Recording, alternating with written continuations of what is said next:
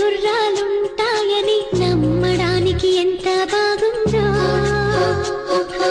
బాలమిత్ర కథలో చదివ పగడపు దీవులు ఉంటాయని నమ్మడానికి